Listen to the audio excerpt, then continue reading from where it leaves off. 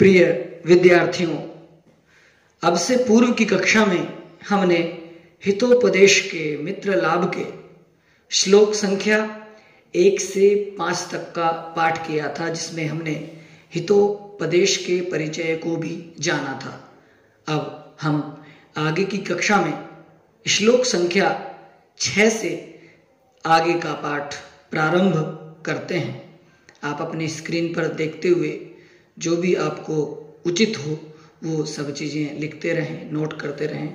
चलिए अब हम प्रारंभ करते हैं। श्लोक संख्या 6 कहते हैं, विद्या ददाति विनयं विनयाद्याति पात्रतां विनयाद्याति पात्रतां पात्रत्वात् धनमाप्नोति धनात् धर्मं ततः सुखम धनात् धर्मं ततः सुखम। ये विद्या की प्रशंसा का विषय यहाँ पर चल रहा था और उसी प्रकरण को आगे बढ़ाते हुए कहते हैं कि विद्या ददाति विनयम, कि विद्या से विनम्रता की प्राप्ति होती है या विद्या विनम्रता को देती है। और कहते हैं विनयाद्याति पात्रता, जब विनम्रता आती है तो विनम्रता से पात्रता अर्थात योग्यता आती है। और आगे पात्रत्वात् धनम आपनोति, और योग्यता से, योग्यता के द्वारा ही धन की प्राप्ति होती है, धन प्राप्त होता है या धन मिलता है। और फिर कि धनात् धर्मम, और जब धन आता है तो उसके साथ धर्म भी आता है, अर्थात धन से धर्म की प्राप्ति होती है। और जब धर्म की प्राप्ति होती है तो कहते हैं ततः सुखम, फिर उसके पश्चात सुख की भी प्राप्ति हो जाती है, अर्थात सुख प्राप्त होता है। तो विद्या से विनम्रता, विनम्रता से योग्यता, और योग्यता से धन, और धन से धर्म, और धर्म से सुख की प्राप्ति होती है। अर्थात विद्या कितना कार्य करती है, विद्या से क्या क्या प्राप्त होता है, ये सब बताया गया है। आगे भी कहते हैं, सप्तम श्लोक में 7वें श्लोक को देखते हैं। विद्या के ही विषय में कहा गया है कि विद्या शस्त्रस्य शास्त्रस्य, विद्या शस्त्रस्य शास्त्रस्य द्वे विद्ये प्रतिपत्तये आद्या हास्याय वृद्धत्वे द्वितीया आद्रियते सदा, द्वितीया आद्रियते सदा। कहते हैं कि विद्या शस्त्रस्य शास्त्रस्य द्वे विद्ये प्रतिपत्तये, अर्थात विद्या 2 प्रकार की होती है, एक तो शस्त्र विद्या और एक शास्त्र विद्या। और दोनों ही विद्याओं से क्या होता है कि दोनों से ही प्रतिष्ठा की प्राप्ति होती है, अर्थात दोनों में ही प्रतिष्ठा होती है, व्यक्ति प्रतिष्ठित होता है दोनों विद्याओं को प्राप्त करने के बाद।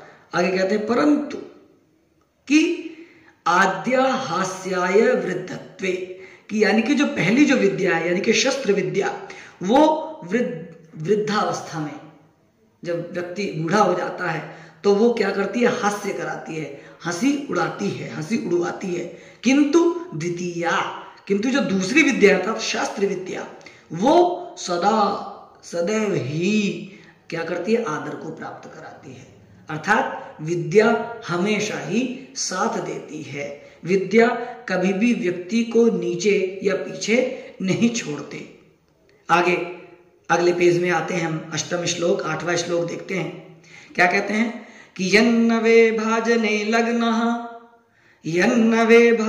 लग्नः संस्कारो नान्यथा भवेत् कथाच्छलेन बालानां नीतिस्तदीह कथ्यते, कथाच्छलेन बालानां नीतिस्तदीह कथ्यते। क्या कहते हैं कि यत नवे भाजने लग्नः, कि जैसे नया पात्र होता है और उसमें संस्कारो न अन्यथा भवेत्, किया गया संस्कार या की गई बनाई गई आकृति या कला नहीं नष्ट होती। जब उसको पक जाता है, जब वो सूख जाता है, जब वो पका दिया जाता है, तो जो संस्कार होता है उसमें वो कभी नष्ट नहीं होता। इसीलिए कथा छलेन बालानाम, कथाओं के माध्यम से, विभिन्न प्रकार की उपदेशिक कथाओं के माध्यम से जो इस ग्रंथ में है वो नीति इह कथ्यते, नीति की कहानियां, उनके बहाने से बालकों के लिए नीति का सार निकाल कर या नीति की बात कह करके मैं ऐसा कहता हूं, अर्थात उपदेश देता हूं। आगे क्या कहते हैं, इस हितोपदेश के विषयों को बताया गया है 9वें श्लोक में। कहते हैं कि मित्रलाभ सुहृद भेदो विग्रह संधिरेव च पंचतंत्रा तथान्यस्मत् ग्रंथादाकृष्य लिख्यते, पंचतंत्रा तथान्यस्मत् ग्रंथादाकृष्य लिख्यते। यानी कि मित्र लाभ, मित्र लाभ जो इसमें प्रकरण है वो क्या क्या है कि नंबर 1 मित्र लाभ, फिर सुहृद भेद और फिर विग्रह और फिर संधि, ये 4 प्रकरणों को यानी कि पंचतंत्रात् तथा न्यस, यानी कि पंचतंत्र आदि ग्रंथ से, पुस्तक से तथा और भी अन्य जो ग्रंथ हैं उस संबंधित उनसे लेकर के या उनके आश्रय से लेकर के मैं ये लिखता हूं या लिख रहा हूं। मैंने और उसके आश्रय से यानी कि प्रतिपुष्टता से जो किसी ने इस प्रकार का कार्य किया है उनसे प्रेरणा लेकर के मैं ये ग्रंथ लिख रहा हूं। और ये ग्रंथ शुरू होता है, कहते हैं, बताते हैं कि अस्ति भागीरथी तीरे पाटलिपुत्र नामधेयम नगरम, यानी कि गंगा के तट पर, भागीरथी तीरे गंगा के तट पर पाटलिपुत्र नामधेयम नगरम अर्थात पटना नाम का नगर है। और कहते हैं तत्र सर्वस्वामी गुणोपेतः सुदर्शनो नाम नरपति रासीत, और वहां पर अत्यंत अच्छे गुणों से युक्त सुदर्शन नाम का राजा राज्य करता था। और फिर स भूपति रे कदा केनापि पठ्यमानम श्लोकद्वयम शुष्टाव, उस राजा ने एक बार किसी के द्वारा कुछ पढ़े हुए लिखे हुए 2 श्लोकों को सुना। और वो श्लोक क्या है, ये आपके सामने है। 10वां श्लोक पढ़ते हैं कि अनेक संशयोच्छेदी परोक्षार्थस्य दर्शकम सर्वस्य लोचनम शास्त्रम यस्य नास्त्यंध एव सः, यस्य नास्त्यंध एव सः।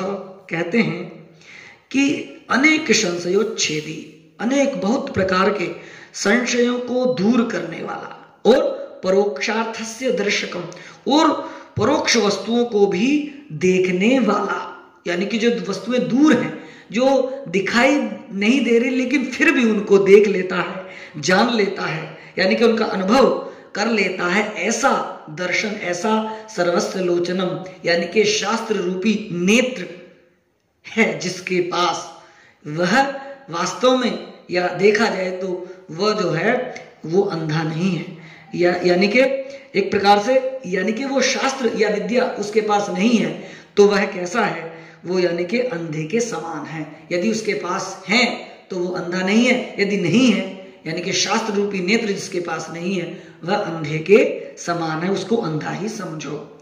और फिर कहते हैं आगे 11वें श्लोक में, यौवनम धन संपत्ति प्रभुत्वमा विवेकिता एकैकमप्यनर्थाय किमु यत्र चतुष्टयम, किमु यत्र चतुष्टयम।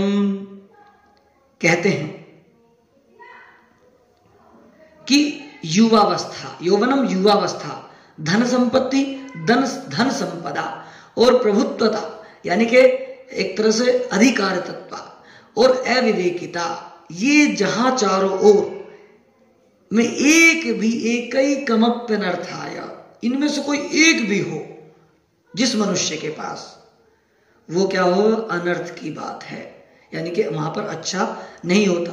फिर भी जहां ये चारों हो जाए, भाई एक हो जाए तो एक भी, इनमें से एक भी हो तो अनर्थ का कारण है, किंतु जहां ये चारों हो जाएं तो वहां तो कुछ कहा नहीं जा सकता। वहां पर तो कुछ कहा नहीं जा सकता, यानी कि एक प्रकार से विनाश के संकेत होते हैं। बात एक ही है कि एक ही बहुत विनाशकारी होता है, लेकिन जहां चारों हो जाए वहां तो अत्यंत ही विनाश की स्थिति होती है।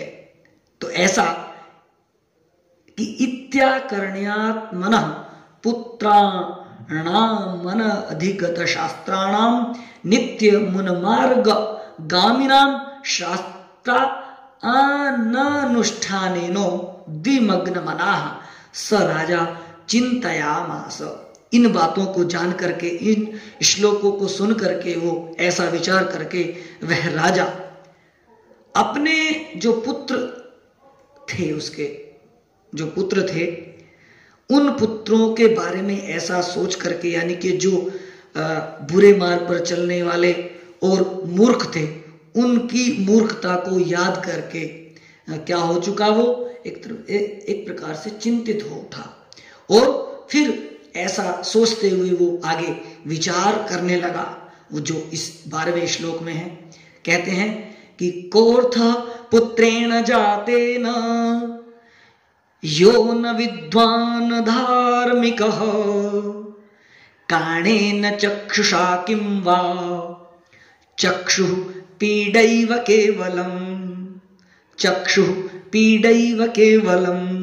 कहते हैं कि कह अर्थः पुत्रेण जातेन, उस पुत्र के उत्पन्न होने से क्या लाभ है। कह अर्थः पुत्रेण जातेन, उस पुत्र होने से क्या लाभ है कि जो यह न विद्वान न धार्मिक, न जो विद्वान है और न ही धार्मिक है, क्योंकि काणेन चक्षुषा किं वा, यानी कि वह तो केवल ऐसा है कि जैसे कोई, यानी कि एक आंख जिसकी हो, यानी कि जो काना हो, उसको कोई ज्यादा लाभ नहीं होता। वह तो केवल कैसा होता है, क्योंकि काना है, अनेक प्रकार की बातें उसको सुनने को मिलती हैं, ढंग से देखने को नहीं मिलता। तो वो कैसा है कि चक्षु पीड़ैव केवलम, केवल वो तो पीड़ा देने के लिए ही होता है, यानी कि उसकी आंख पीड़ा ही देती है। ऐसे ही वो पुत्र भी पीड़ा देने वाला होता है कि जो न विद्वान होता है और न धार्मिक होता है। आगे सोचते हैं 13वें श्लोक में क्या है, देखिएगा कि अजात मृत मूर्खाणां वरमाद्यौ न चान्तिमः सकृद दुःख करावाद्या वन्तिमस्तु पदे पदे, अंतिमस्तु पदे पदे। कहते हैं कि जो अजाता, जो अजाता यानी कि जो उत्पन्न ही न हो, अथवा मृत फिर उत्पन्न होकर दूसरा कि यानी कि मर जाए, और फिर मूर्खाणाम, और फिर या फिर मूर्ख हो। ये तीन हो गए कि जो उत्पन्न न हुआ हो और जो उत्पन्न होकर मर गया हो, और फिर तीसरा यानी कि मूर्ख हो। वरम आद्यौ, इन सब में वरम अच्छा कौन सा है, पहला है। इनमें कुछ पहला है, अर्थात जो उत्पन्न ही न हुआ हो, अर्थात फिर यानी कि जो उत्पन्न होकर के मर गया हो। तो ये पहले जो दो हैं, पहला और दूसरा, ये दोनों कुछ अच्छे हैं। वरम यानी कि कुछ अच्छे हैं। नेच अंतिम, परंतु अंतिम यानी कि मूर्ख, वो बिल्कुल भी अच्छा नहीं है, क्योंकि जो मर गया, उत्पन्न होकर मर गया, उसका कुछ दुख होता है, और जो उत्पन्न ना हुआ उसका भी चलो भाई नहीं हुआ, लेकिन हो तो गया, किंतु मूर्ख है, ऐसा वो अंतिम पुत्र यानी कि उन प्रथम दो से अलावा वो, क्योंकि सकृत दुख करावाद्याम, यानी कि वो बार बार, जो मूर्ख होता है वो बार बार दुख देता है, इसलिए वो हमेशा, जो अंतिम है वो हमेशा दुखदायी होता है। इसलिए जो पहले दो हैं वो श्रेष्ठ होते हैं। इसलिए हो या ना हो, किंतु मूर्ख ना हो, तो वो जो कि वो हमेशा दुख देने वाला होता है, तो ऐसे पुत्र ना हो तो ही अच्छा है। फिर आगे 14वें श्लोक में, 13वें श्लोक को ही आगे बढ़ाते हैं, और वो कहते हैं, सोचते हैं कि वरम गर्भस्रावो वरमृतिषु नैवाभिगमनम्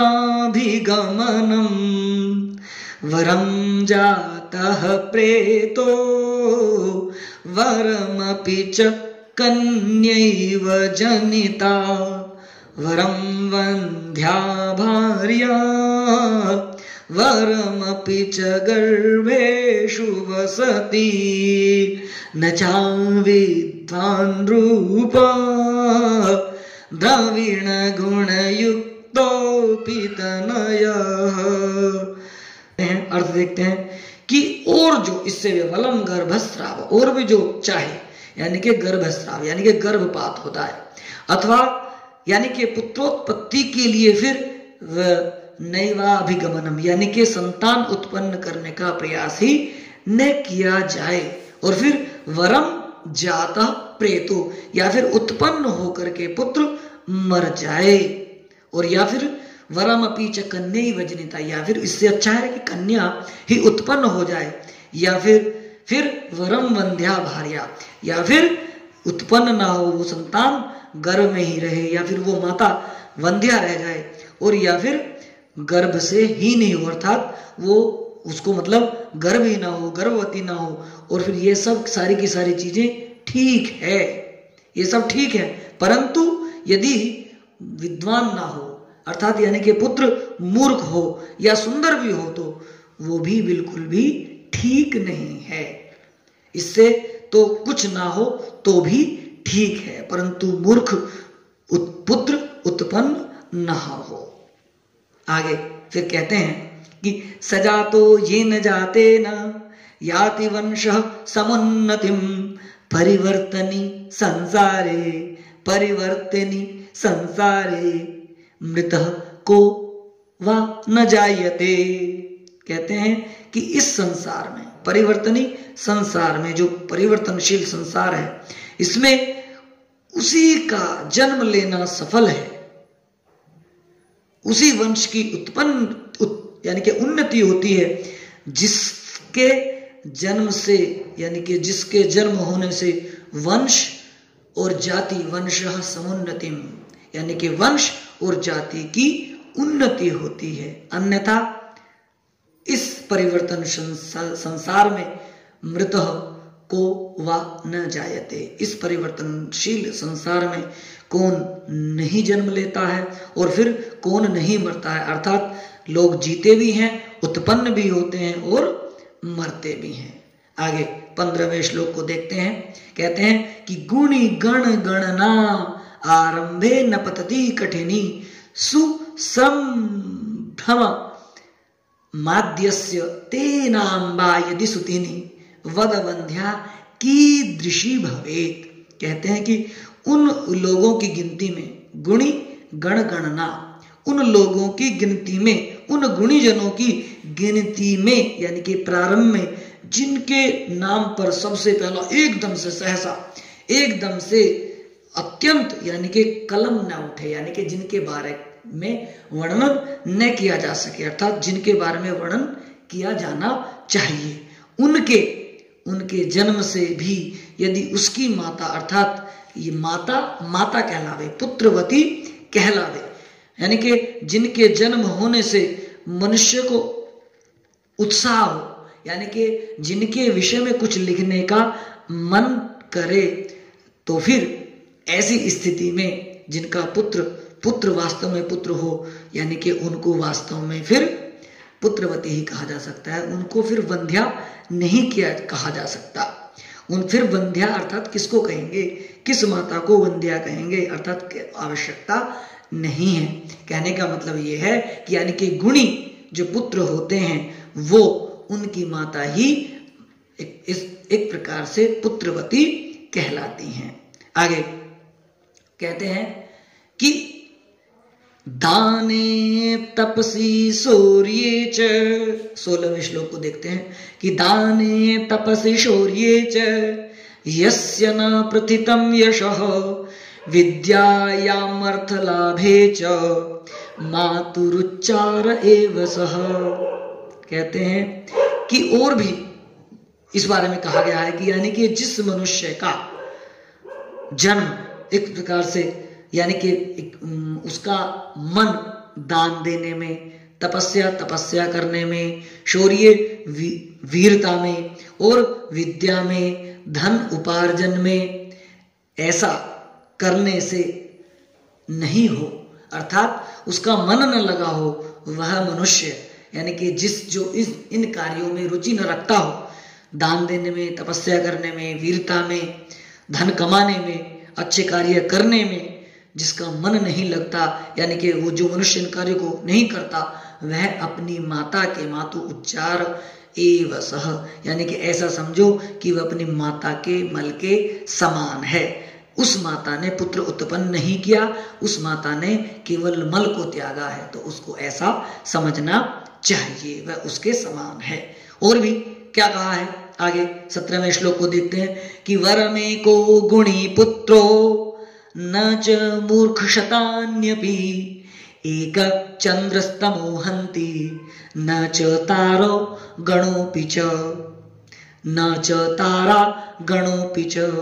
कहते हैं कि 100 पुत्र हो जाए और वो मूर्ख हो, 100 पुत्र हो जाए परंतु मूर्ख हो, और उनकी अपेक्षा, उन मूर्खों की अपेक्षा श्रेष्ठ केवल एक ही गुणी पुत्र हो जाए तो बहुत अच्छा है। अब यहां पर उदाहरण देते हैं कि जैसे एकश चंद्रस्तम हंति, जो एक चंद्रमा होता है ना आकाश में रात्रि काल में, वो सारे के सारे अंधकार को हनन कर लेता है, अंधकार को दूर कर लेता है, परंतु बहुत सारे तारागण होते हैं ना, तारा होते हैं, उनका कोई लाभ नहीं होता, वो प्रकाश को हरते नहीं है, किंतु केवल एक ही चंद्रमा अंधकार को दूर कर देता है। तो ऐसा ही चंद्रमा के युग से के जैसा एक ही पुत्र ही श्रेष्ठ है।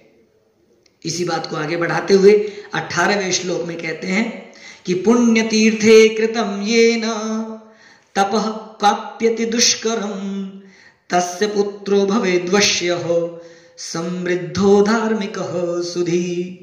कहते हैं कि पुण्य तीर्थे, जिस किसी मनुष्य ने पुण्य तीर्थ स्थान में जाकर के, यानी कि तीर्थ में जाकर के कठिन तपस्या की है, तप किया है, और उसी का पुत्र क्या होता है, अवश्य उसी का पुत्र आज्ञाकारी होता है, समृद्ध होता है और धार्मिक होता है और विद्वान होता है। यानी कि ऐसा पुत्र उसको ही प्राप्त होता है जिस किसी व्यक्ति ने अच्छे कार्य किए हों, अच्छे कर्म किए हों, तप किया हो, उसको ही ऐसा पुत्र, आज्ञाकारी पुत्र, धनी, धार्मिक और विद्वान प्राप्त होता है। फिर आगे कहते हैं 19वें श्लोक में मृत्यु पृथ्वी लोक के गुणों का वर्णन किया गया है। वो गुण क्या है, कहते हैं कि अर्थागमो नित्यमरोगिता च प्रिया च भार्या प्रियवादिनी च वश्याश्च पुत्रोऽर्थकरी च विद्या षड्जीवलोकस्य सुखानि राजन्, षड्जीवलोकस्य सुखानि राजन्। कहते हैं कि हे राजन, तो सोचते हुए कहते हैं कि भाई क्या कि संसार में केवल 6 ही सुख हैं, और वो कौन से हैं, कहते हैं कि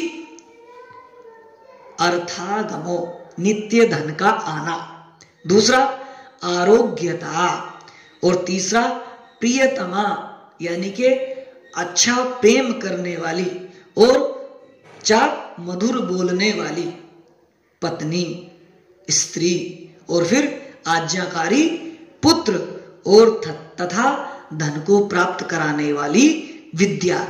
ये 6 सुख जो है जीवलोक के होते हैं। यानी कि यदि सुख है तो केवल यही हैं, इनके अलावा कोई और अन्य सुख नहीं माने जाते भौतिक रूप में।